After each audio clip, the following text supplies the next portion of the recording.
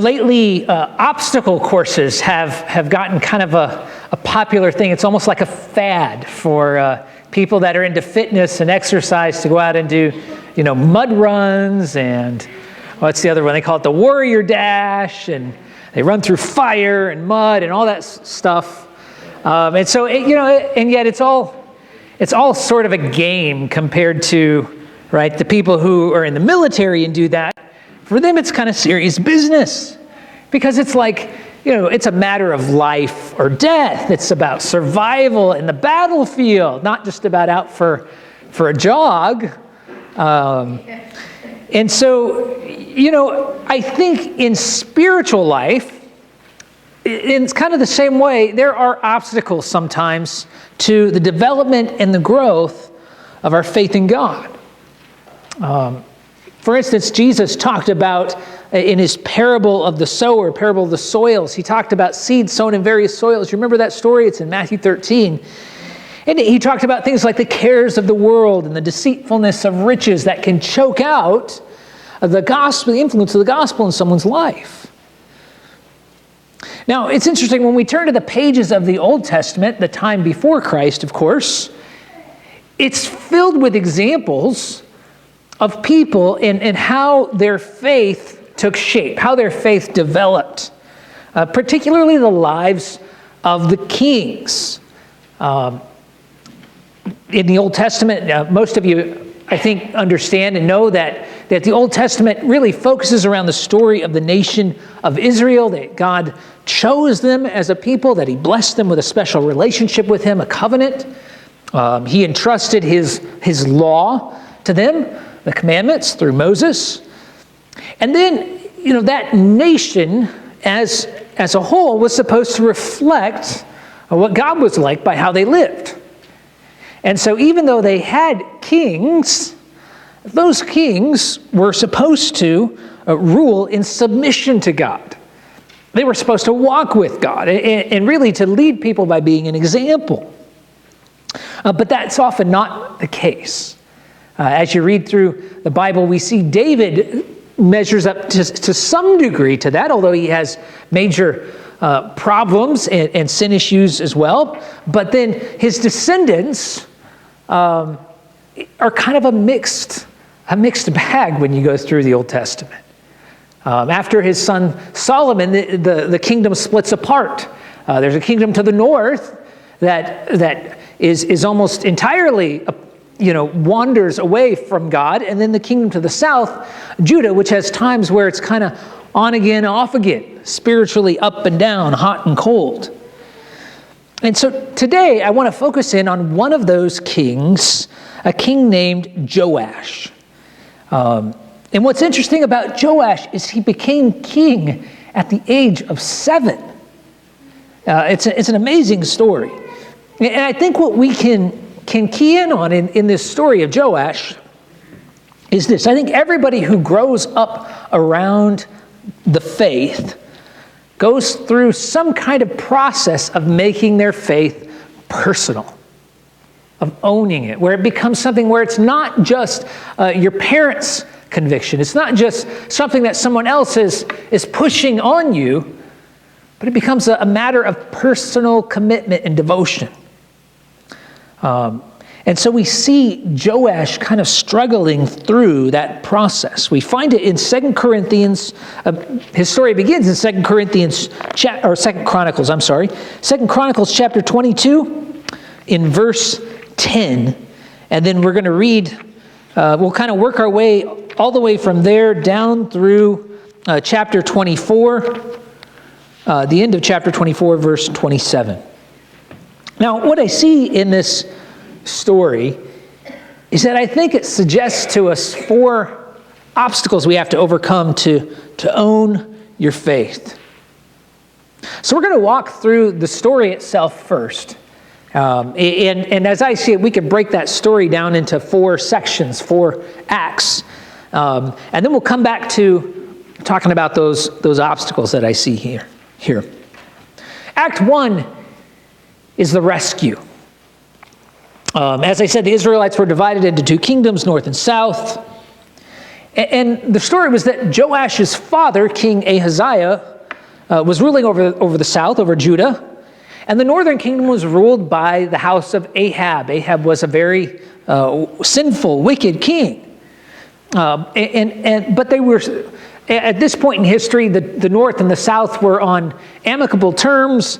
And so Ahaziah was visiting the north, was visiting there when a military coup took place under a man named Jehu. And so Ahaziah was killed as part of that. And so that's where we pick up the story, 2 Chronicles 22. Follow along as I read verses 10 through 12. It says, "Now when Athaliah, the mother of Ahaziah, saw that her son was dead, she arose and destroyed all the royal family of the house of Judah." See, she was taking power. She was getting rid of any competitors to the throne. Verse 11, "But Jehoshabeth, the daughter of the king, took Joash, the son of Ahaziah, and stole him away from among the king's sons, who were about to be put to death. And she put him and his nurse in a bedroom. Thus Jehoshabeth, the daughter of King Jehoram and wife of Jehoiada the priest, because she was a sister of Ahaziah, hid him from Athaliah, so that she did not put him to death. And then it says, he remained with them 6 years, hidden in the house of God, while Athaliah reigned over the land." So this woman, Athaliah, she was, a wicked queen. And to secure her power, she gets rid of all the heirs. She's taking control. And she was known, not for following the true God of Israel, for walking with him, but she was idolatrous. So when Jehoshabeth comes along and rescues young Joash, they're able to hide out in the temple because it's not really being used at that point. They're not worshiping the true God. So that's one safe place for them because they won't think to check there. It's kind of how the story plays out. And so they hide out for 6 years. Imagine that. Imagine growing up as a child, hiding. I wonder how old he was when he began to understand what was going on, when he began to piece it together. Living with a price on your head, knowing that if someone discovered your existence, you would be put to death. So that was Joash's childhood. And I can only imagine that for Jehoiada and Jehoshabeth as his guardians. I can only imagine how protective they must have been. The fear that he would be discovered. How long could they continue hiding? How long could they live that way? Something had to change. And so that leads us to the second act, the conspiracy. Now we see Jehoiada develops a plan. Take a look at chapter 23, verse 1. It says, "But in the 7th year, Jehoiada took courage and entered into a covenant with the commanders of hundreds, Azariah the son of Jeroham, Ishmael the son of Jehohanan, Azariah the son of Obed, Maaseiah the son of Adiah, and Elishaphat the son of Zichri. And they went about through Judah and gathered the Levites from all the cities of Judah and the heads of fathers' houses of Israel. And they came to Jerusalem." So the Levites are the priestly tribe.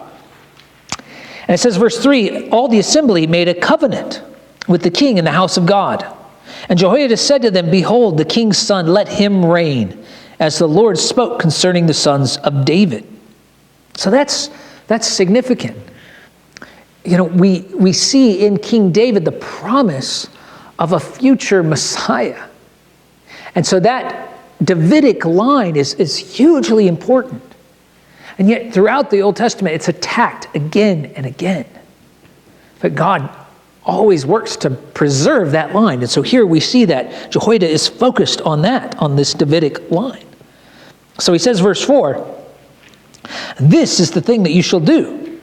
Of you priests and Levites who come off duty on the Sabbath, 1/3 shall be gatekeepers, and 1/3 shall be at the king's house, and 1/3 at the gate of the foundation, and all the people shall be in the courts of the house of the Lord. Let no one enter the house of the Lord except the priests and ministering Levites. They may enter, for they are holy, but all the people shall keep the charge of the Lord. The Levites shall surround the king, each with his weapons in his hand, and whoever enters the house shall be put to death. But with the king when he comes in, or be with the king when he comes in and when he goes out. Then it says, the Levites and all Judah did according to all that Jehoiada the priest commanded. And they each brought his men who were to go off duty on the Sabbath, and with those who were to come on duty on the Sabbath, for Jehoiada the priest did not dismiss the divisions. And Jehoiada the priest gave the captains the spears and the large and small shields that had been King David's, which were in the house of God. And he set all the people as a guard for the king, every man with his weapon in his hand, from the south side of the house to the north side of the house, around the altar in the house. Then they brought out the king's son and put the crown on him and gave him the testimony. And they proclaimed him king. And Jehoiada and his sons anointed him. And they said, long live the king. So Jehoiada's plan was in action here. He plotted to overthrow Athaliah by proclaiming Joash king. And you get some sense here. Why would he do that? Why would he take the risk? Well, part of it was clearly that Athaliah was wrapped up in idolatry. She was pulling the kingdom of Judah away from God. And so Jehoiada is specifically focused on restoring a Davidic king. That's his focus. But there's another issue here, kind of in the background. I mean, the reality is that 7-year-olds don't rule kingdoms, right? I mean, you can have a 7-year-old king, but in reality, someone else is ruling. And so in this case, that person was Jehoiada. Now, I think his motives were pure and God-honoring. But the reality that you can't miss here in this story is that Joash became kind of a pawn in what was going on. Now again, it was well-intentioned, but that was the case nonetheless. So Jehoiada succeeds in bringing about a political victory. Look at verse 11. It says, we just read verse 11. Verse 12. When Athaliah heard the noise of the people running and praising the king, she went into the house of the Lord to the people. And when she looked, there was the king standing by his pillar at the entrance, and the captains and the trumpeters beside the king, and all the people of the land rejoicing and blowing trumpets, and the singers with their musical instruments leading in the celebration. And Athaliah tore her clothes and cried, treason, treason. Then Jehoiada the priest brought out the captains who were set over the army, saying to them, bring her out between the ranks, and anyone who follows her is to be put to death with a sword. For the priest said, do not put her to death in the house of the Lord.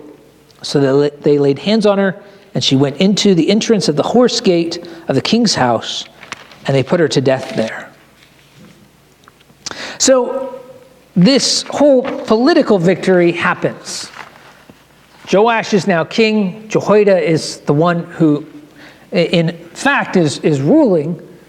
And that then opens the way for a time of great revival. That's the third part of this story. It was as if a new day had dawned. They were reviving the worship of the true God. And so we pick up the story again in 2 Chronicles 23, verse 16. It says, and Jehoiada made a covenant between himself and all the people and the king, that they should be the Lord's people. Then all the people went to the house of Baal. That was a false god. And tore it down. His altars and his images they broke in pieces. And they killed Mattan, the priest of Baal, before the altars. And Jehoiada posted watchmen for the house of the Lord under the direction of the Levitical priests and the Levites, whom David had organized to be in charge of the house of the Lord, to offer burnt offerings to the Lord, as it is written in the law of Moses, with rejoicing and with singing, according to the order of David. He stationed the gatekeepers at the gates of the house of the Lord, so that no one should enter who was in any way unclean. And he took the captains, the nobles, the governors of the people, and all the people of the land. And they brought the king down from the house of the Lord, marching through the upper gate to the king's house. And they set the king on the royal throne.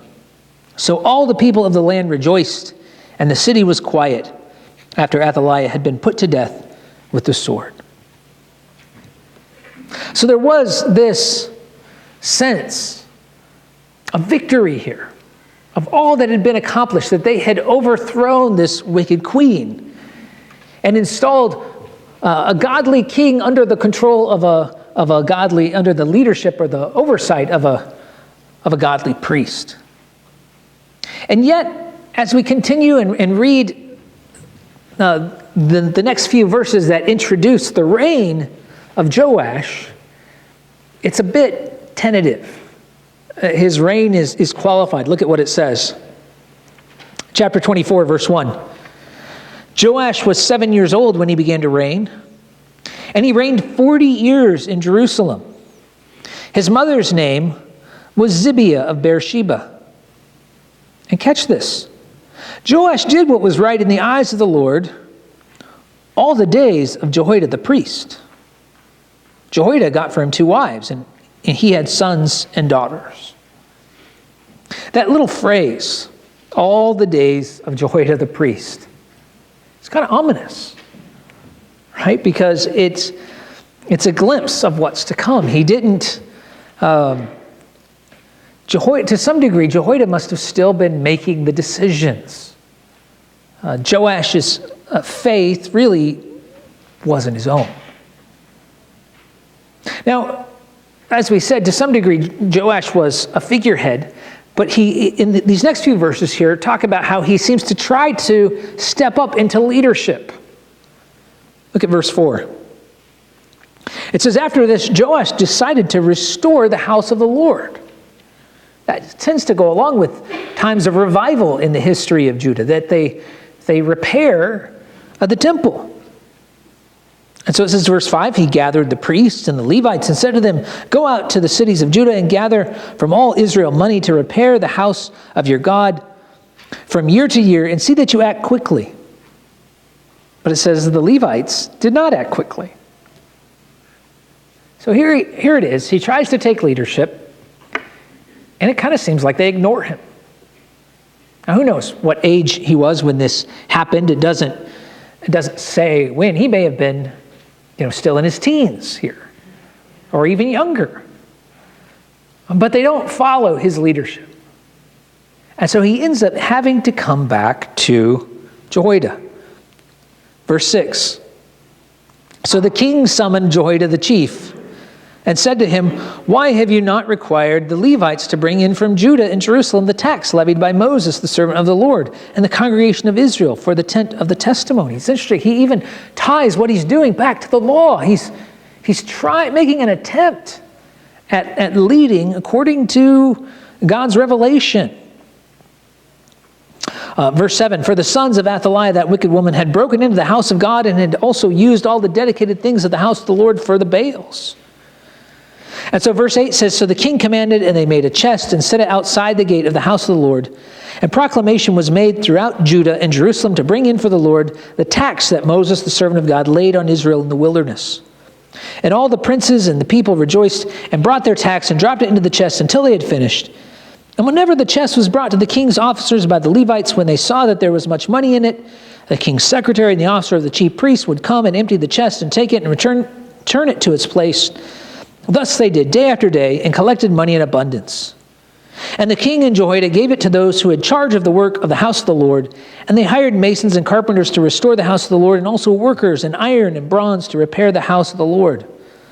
So those who were engaged in the work labored, and the repairing went forward in their hands, and they restored the house of God to its proper condition and strengthened it.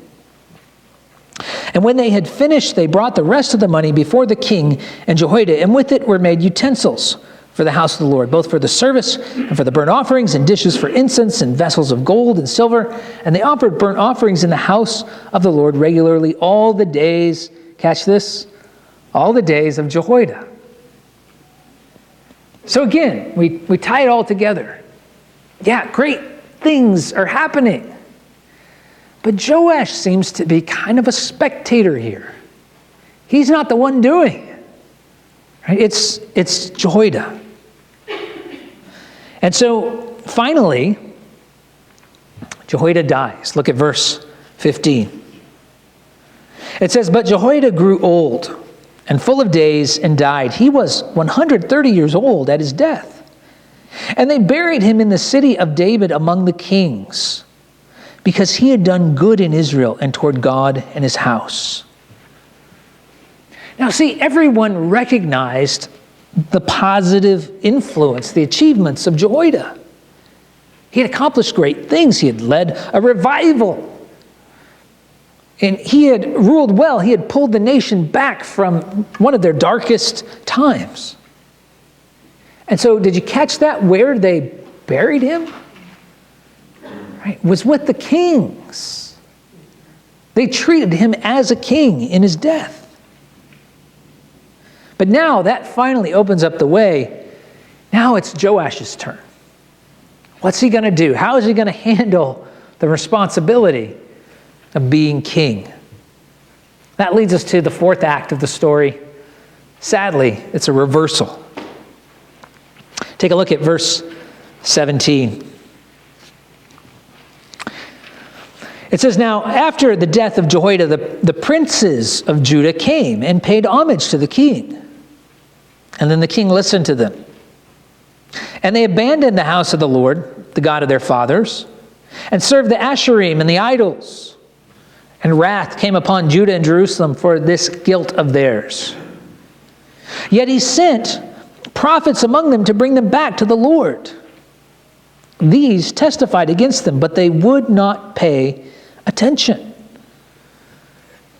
So here, once Joash tastes freedom, he rebels. He turns against everything that Jehoiada stood for. And he's confronted, but he doesn't respond. And so the next part of the passage is particularly sad. It says, verse 20, it says, "Then the Spirit of God clothed Zechariah, the son of Jehoiada the priest, and he stood above the people and said to them, 'Thus says God, why do you break the commandments of the Lord so that you cannot prosper? Because you have forsaken the Lord, he has forsaken you.'" I mean, this Zechariah, he must have been like a brother to Joash. You know, he probably, I would assume, probably older than Joash. So like an older brother. And so if you think, if he won't listen to these other prophets, maybe he'll listen to this man who had a connection with him, a close connection. Yet he doesn't. It says in verse 21, "They conspired against him, and by command of the king, they stoned him with stones in the court of the house of the Lord." It says, "Thus Joash the king did not remember the kindness that Jehoiada, Zechariah's father, had shown him, but killed his son. And when he was dying, he said, 'May the Lord see and avenge.'" So, I mean, we see Joash really in the ultimate show of ungratitude, having Jehoiada's own son put to death. And things don't change. We never see Joash turn back. We never see him repent. Look at the rest of the story. We'll finish off here, verses 23 through 25. It says, "At the end of the year, the army of the Syrians came up against Joash. They came to Judah and Jerusalem and destroyed all the princes of the people from among the people and sent all their spoil to the king of Damascus. Though the army of the Syrians had come with few men, the Lord delivered into their hand a very great army, because Judah had forsaken the Lord, the God of their fathers. Thus they executed judgment on Joash. And when they had departed from him, leaving him severely wounded, his servants conspired against him because of the blood of the son of Jehoiada, the priest, and killed him on his bed. So he died, and they buried him in the city of David. But they did not bury him in the tombs of the kings." Ironic. That the one who was the king wasn't shown that honor. That the one who was faithful, was buried in the place of kings. So it's a sad story, the story of Joash. But I think there's something we can learn here. Like I said, I think we can, as we reflect on this story, we can pick out some of the obstacles to owning your faith, to it becoming truly personal. And I think the first obstacle is control. You think about it. Are you the type of person who always has to be in the driver's seat? I mean, not just in the car, that's one thing, but in life in general? I mean, are you the type of person who always has to keep things under control? Now, let's be honest. I mean, think of what Joash went through. I mean, he had a traumatic experience, right? He grew up in hiding. I mean, if there's anybody who had a reason to be afraid, who would have control issues, it would be somebody like Joash. An attempt on his life, living in hiding, living with anxiety and fear. But I think for all of us, there's this sense that feeling that we need to be in control can really cause us problems when it comes to trusting in God. Because the reality is, some of us don't want to let go of the control of our life and to trust God with the things that concern us. We don't want to leave things to Him. We don't want to rely upon Him or trust in Him. We don't want God to tell us what to do. And so somehow, if our faith is going to be our own, we have to overcome that obstacle of that desire, that urge to control things. I think of this passage in 1 Peter chapter 5, verses 6 and 7. I think it responds to that well. Peter said, "Humble yourselves, therefore, under the mighty hand of God, so that at the proper time He may exalt you, casting all your anxieties on Him because He cares for you." Right? To some people, that just seems crazy. That rather than trying to control things and take control, that you would just trust God to deal with it. But to make your faith your own, you have to start trusting God. Right? In those times when I can't control life, because we can't, that I cast my anxieties on Him, that I trust Him, that I'm humble, that I let God direct my life. Even when it goes against the things that I fear.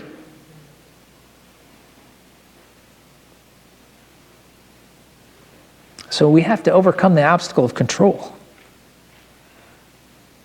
Another obstacle that I think comes out or suggested by the story of Joash is the obstacle of expectations. People communicate so much through their eyes. I mean, before someone even says something, you can tell by their expression what they're thinking. Right? Something about somebody's eyes, that we pick up on the expectations, the approval, the disappointment. Right? It all kind of plays out in their eyes. And so you think of Joash growing up as he did in this relationship with Jehoiada. And what kind of expectations there must have been on his life. From Jehoiada, from the rest of the people of Judah. That now Athaliah is overthrown. Now there can be a revival.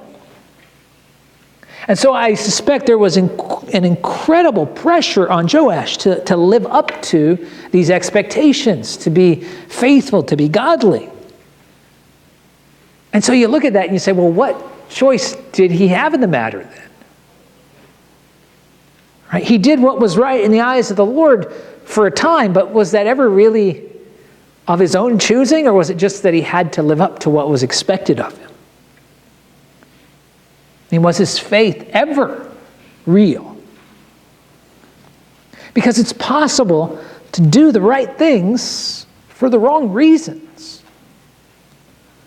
It's possible for someone to go to church, to do lots of spiritual things. Why? To please a parent, or to please a spouse or even a child. And yet that's not good enough, right? That doesn't stand the test of time. It doesn't last. When it comes to your relationship with God, you can't believe just because someone else wants you to. It doesn't work. It has to be a personal choice that we make. So there's this whole snare that the scripture talks about of living to please man. Paul talks about it in Galatians chapter 1, verse 10. He says, "For am I now seeking the approval of man or of God? Or am I trying to please man? If I were still trying to please man, I would not be a servant of Christ." See, if I go through life and the only thing that keeps me tied to Christianity is that I'm satisfying other people's expectations, then I'm not really following Christ at all. Right? I'm just using him as a way to gain me brownie points with somebody, right? And so in order to own our faith, for it to be genuine, we have to overcome the obstacle of expectations. The next obstacle that I think of is the obstacle of dependence. I mean, we know that babies, infants need milk, but as they grow older, that's not enough, right? They're supposed to start eating solid food. And that is true in a spiritual sense too. Right? As you grow spiritually, you're supposed to be able to stand on your own. And with Joash, it seems like he never had to do that until it was too late. We read about how his attempt to renovate the temple, how it fell short. No one was really listening to him, and he had to rely upon Jehoiada. And I think that can happen in our spiritual lives. We can become so dependent upon someone else that it's never really a personal thing. We never learn to stand on our own. We should have, this sounds funny, but we should have an independent dependence on Christ. You follow me? It's not riding on someone else. And so there is this maturity that needs to take place, that we need to grow up, that we need to learn to stand on our own, to understand God's truth, for it to develop into a conviction within us. The author of Hebrews talks about this growth process. He said in Hebrews 5:12, "For though by this time you ought to be teachers, you need someone to teach you again the basic principles of the oracles of God. You need milk, not solid food." And he says, "For everyone who lives on milk is unskilled in the word of righteousness, since he is a child. But solid food is for the mature, for those who have their powers of discernment trained by constant practice to distinguish good from evil." See, if your convictions and your beliefs are all determined by what someone else says, then you're really not growing the way you're supposed to grow. Right? There has to be this personal side to it of you interacting with God's truth on your own. You have to digest that truth independently. That's part of learning to walk with God. So we have to overcome the obstacle of dependence. And one final obstacle that I see here, we have to overcome the obstacle of freedom. Dogs don't do well with freedom, particularly so, right? I mean, they tend to go places they're not supposed to go, eat things they shouldn't eat, right? Do things that are unsafe. And so when they're out in public, we keep them on a leash, right? In some sense, I mean, people are not supposed to be that way. We shouldn't always have to be on a leash. We're supposed to learn what's right. We're supposed to learn what's good. We're supposed to be able to make those judgments and decisions as we've been talking about. But we still often fail to handle freedom well. And that seems to be what happened with Joash, right? Once Jehoiada passed away and Joash had the freedom to decide that he was just easily sucked in by these princes who were idolatrous and led him astray. He followed their lead. He gave into that freedom. And so freedom's not a bad thing. We're supposed to live in freedom, but we have to be very careful about what we do with it. Paul talks about that in Galatians 5, verse 13. He says, "For you were called to freedom, brothers. Only do not use your freedom as an opportunity for the flesh, but through love serve one another." And so you think about that in the course of your spiritual life. How do you do with freedom?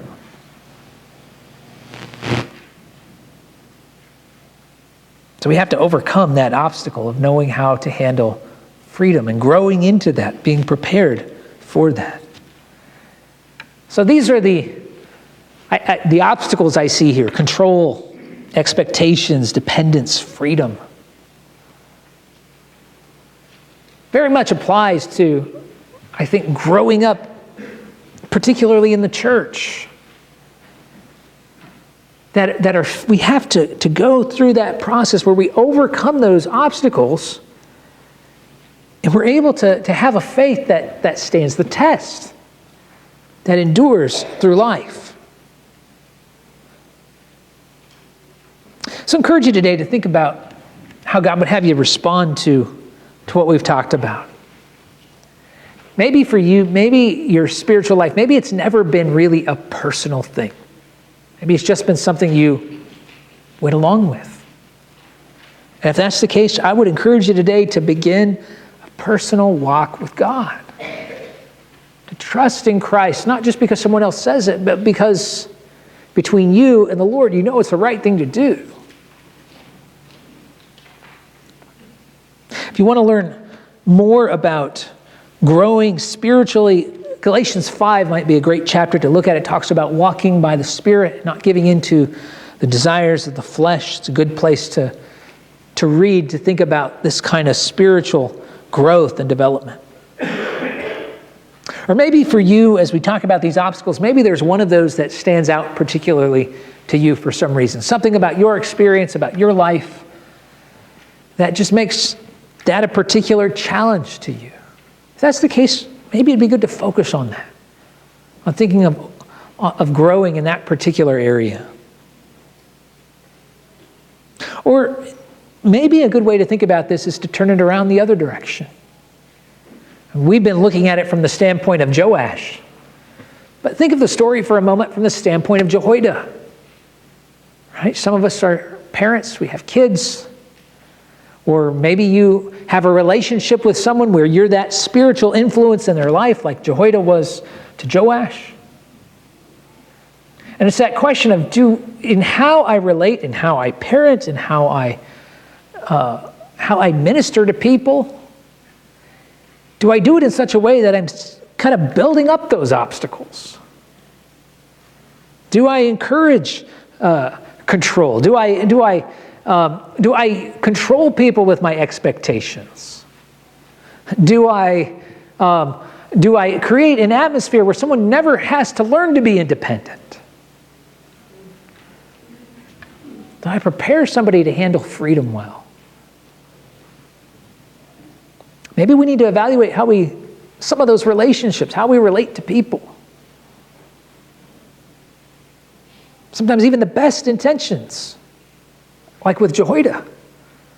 I mean, such an honorable thing that he was trying to accomplish. Somehow, it didn't translate into Joash's life.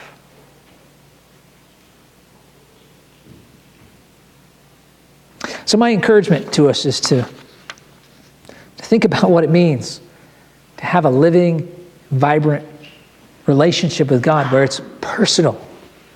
You walk with Him.